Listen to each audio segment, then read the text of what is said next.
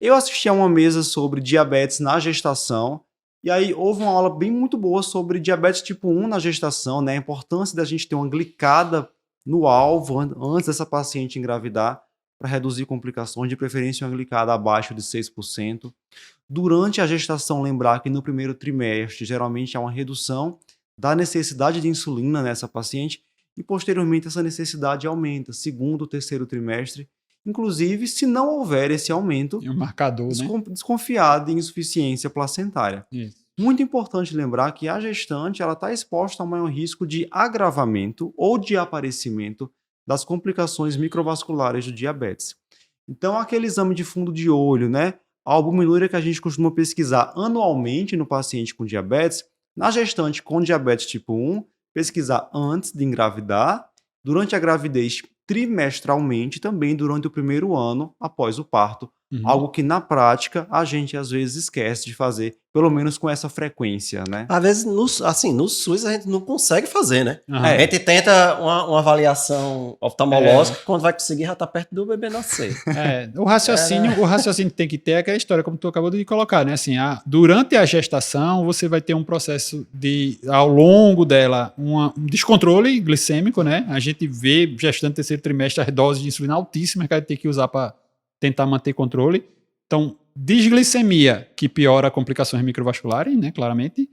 E a hipervolemia também é outra coisa que acontece sempre na gestação, né? Então você, de repente, aumenta a filtração glomerular, aumenta a passagem de algumas substâncias pela barreira de filtração glomerular, você aumenta a volemia em relação a capilar. Então, se o paciente já tem uma doença instalada, né, vai talvez agravar um pouco mais rápido. Eu acho que uma coisa que talvez a gente tenha que fazer mais com a mulher em idade fértil, com DM1, por exemplo, é planejamento familiar. Isso. Porque engravidar com hemoglobina abaixo de 6, que essa recomendação não é fácil, e há muita gestação com hemoglobina alta, gestação não planejada, há muito. Pelo menos no serviço lá que a gente trabalha no SUS, né, no Hospital das Clínicas, muitos pacientes com diabetes tipo engravidando. Então talvez a gente tenha um olhar também para esse planejamento familiar, métodos contraceptivos dessas mulheres, porque senão elas vão engravidar com hemoglobina de 8, 9, 10, e aí vai vir toda a problemática. Não, eu acho que isso é uma coisa que a gente no dia a dia aborda muito, né, Eric? Assim, a gente no hospital escola, de você dizer assim, ó, o paciente tem um transtorno crônico, seja lá qual for relacionado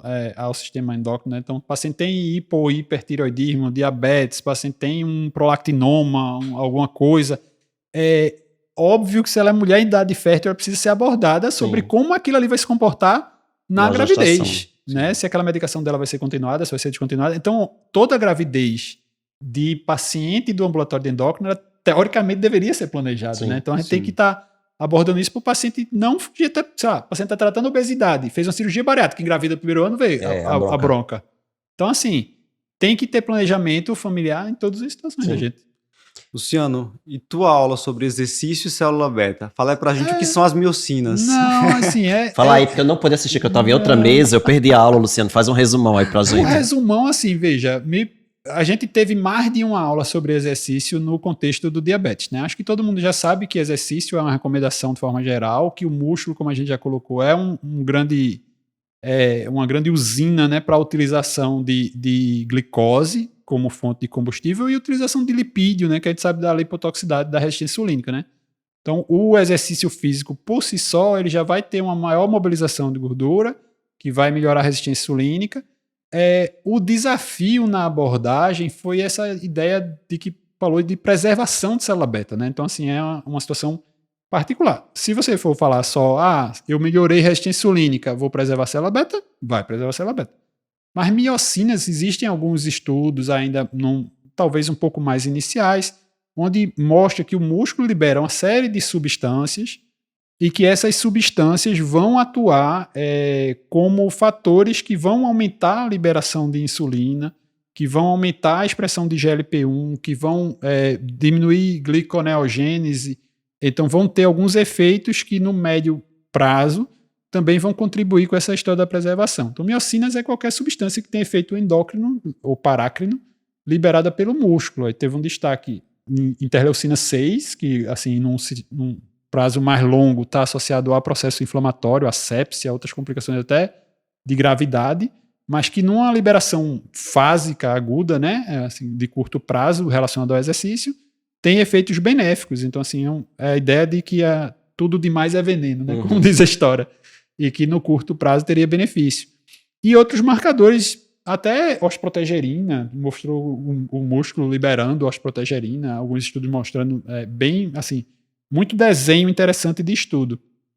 Aí foi bem interessante nesse sentido, mas uma coisa assim, talvez mais experimental, foge um pouco dessa parte prática, né? Tinha que ser Luciano, né? Essa aula. Viagem, assim, mas assim, a parte boa da coisa é essa recomendação, e a gente pode passar para todo mundo, que é que o diabético tem que fazer mínimo de 150 minutos de atividade aeróbica semanal, com pelo menos 2 a 3 treinos resistidos por semana, e de evitar passar mais de 48 horas sem exercício para você manter aquela janela de benefício metabólico do exercício, né? Então, se você treina hoje, amanhã por alguma razão não treinar, tem que treinar depois de amanhã, não pule, para você conseguir manter os benefícios. Acho que isso é uma abordagem bem mais prática. Maravilha.